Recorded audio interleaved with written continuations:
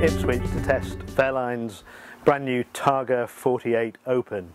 Now of course the first thing you'll notice about this boat is that it's a good old-fashioned open sports cruiser. Over the last 4 or 5 years, a lot of this type of sports cruiser have morphed into almost flybridge boats without the flybridge, with cosy enclosed saloons here, and this is going back to that good old-fashioned med boat where big open cockpit, sunbed at the back, tender garage at the back, big enough for a small Williams tender, 2 nice seating areas, big helm.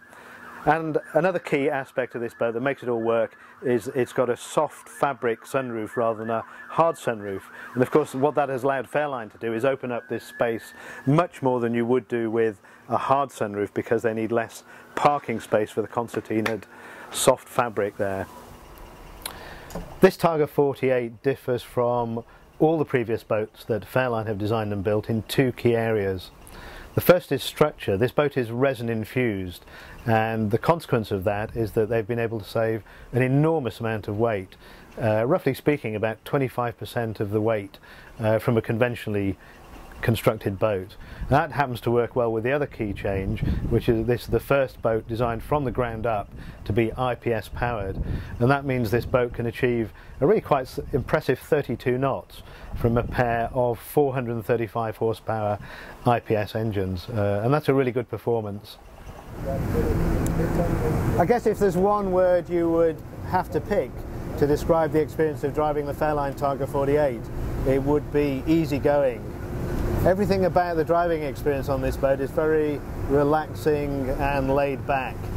For sure it's an IPS boat, so of course its manoeuvrability is extremely good. You can dive quickly into the turns, but you never feel as though you're being thrown about or thrown out of your seat.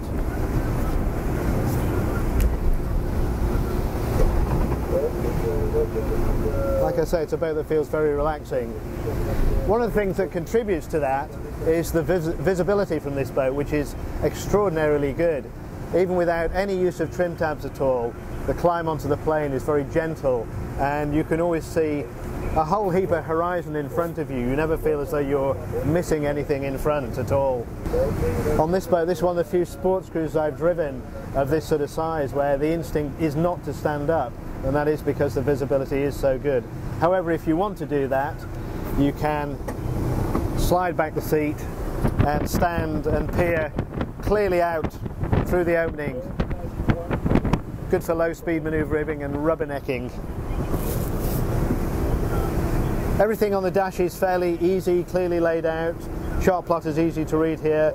Throttles fall easily to hand, and just adds to the driver's control of the boat, which is very good indeed.